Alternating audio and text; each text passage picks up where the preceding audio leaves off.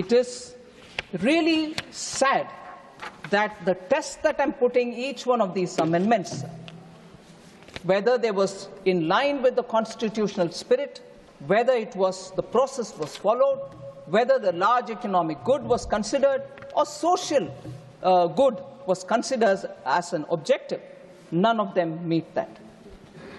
The OBC Commission is something which I want to in contrast mention. How our intent, Prime Minister Modi was clear. The OBC Commission will have to be set up, and constitutional amendments have to empower communities and not put them at a disadvantage. But therefore, the 102nd Constitutional Amendment Act was brought in 2018 and inserted Article 338B. But what's the contrast, sir, with the Congress? In 1950, Kaka Kalekar Commission was formed, but Congress prevented its report from being published. Dr. Ambedkar was of the view that Pandit Nehru was not concerned about the welfare, was not concerned enough about the welfare of the SCs. I quote Baba Saheb Ambedkar, "From the very first election, we have been fighting against the Congress because it is unnecessarily interfering with our rights. Just see the leader of the Congress party, Pandit Nehru. He has delivered 2,000 speeches during the last 20 years, but he has never spoken about the welfare of scheduled castes even once." This is Baba Saheb Ambedkar's words. So, from this, he further says, from this you can judge what sympathy the Congress party can have for our people when its leader is so much adamant. Unquote. Sir, this is said several times, but it's worth saying now. Congress did not even allow Baba Saheb's photo to be installed in the central hall of the old Parliament House for decades. He was, of course, denied Bharat Ratna. Similarly, the Mandal Commission was created to provide reservation for backward classes. But Mrs. Indira Gandhi or even Sri Rajiv Gandhi opposed it, delaying 27% reservation for the OBCs in central institutions. So we are the ones who brought it in, not the Congress. One more interest.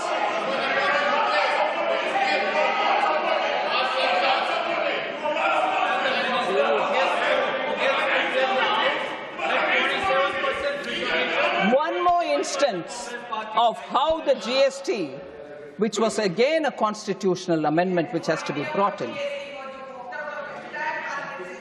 Sir, GST-related constitutional provisions has never been encouraged prior to its bringing by Prime Minister Modi in 2017. Sir, this started very quickly to trace the timeline, sir. Sri Atal Bihari Vajpayee was the first to suggest during the NDA rule in 2000 to get going with the GST. However, the sincere efforts that he made could not realize or could not see the light of the day. And the 10 years after his tenure, led by the UPA, did not much do to get it on board. Sir, within 2 years after the introduction in the Parliament of the GST-related 101st Constitutional Amendment Act was passed and ratified by more than 50 states with effect from 8 September 2016. Just the data will tell you, sir, where the Congress party was. Despite being a coalition comprising of 26 parties, the UPA could not manage to get this GST. Even Congress-ruled states were opposed for the GST to be brought in. 2012. I'll say that as well. I'll say that as well. That will also be said. 3 BJP-ruled states. 3 BJP-ruled states also opposed. I don't hide facts. 3 BJP-ruled states also opposed, including Gujarat. I'm saying that. Sir,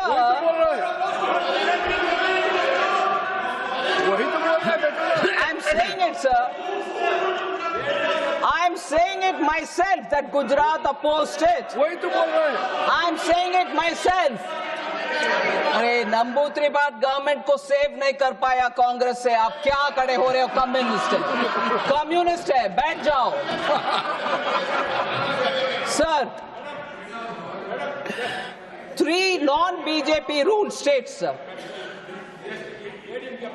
So I don't.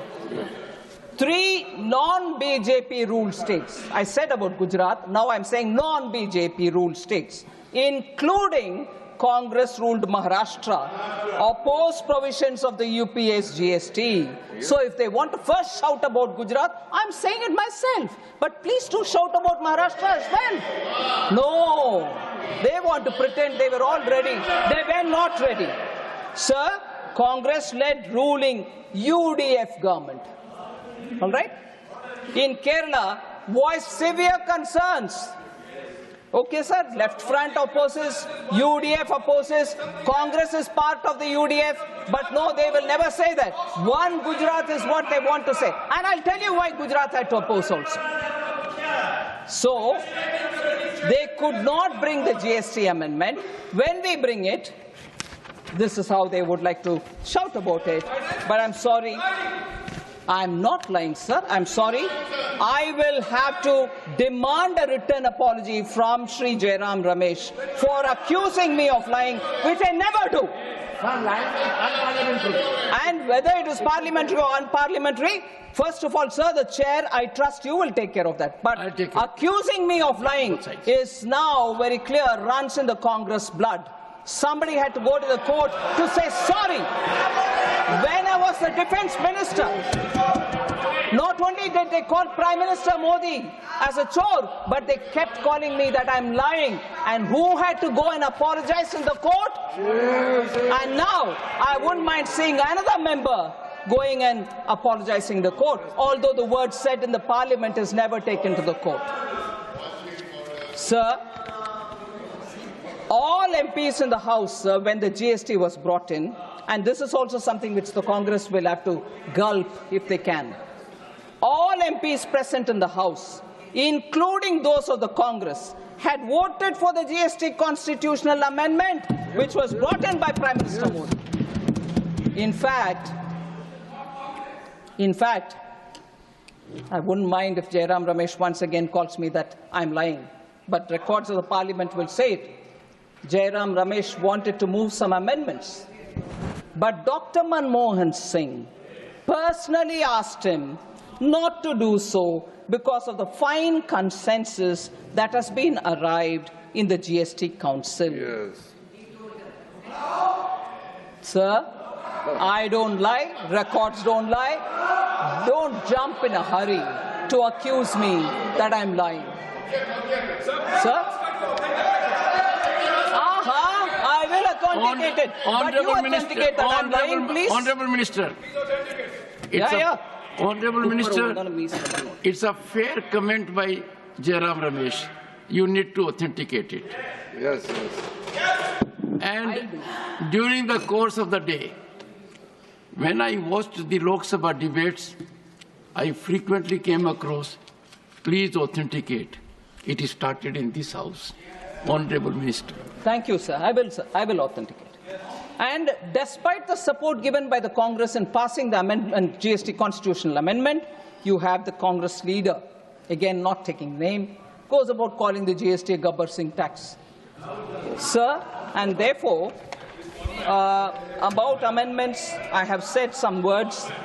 Now I just want to highlight... Minister, but if some Gabbar Singh comes and files a suit then? Sir?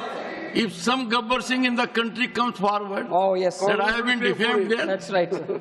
And the problem, sir, when GST matters come, I will sometime again speak as much as I've done it earlier. Congress ministers are sitting and arguing about rates, sir, that they will not know. The GST Council, Congress finance ministers are also sitting and talking about it.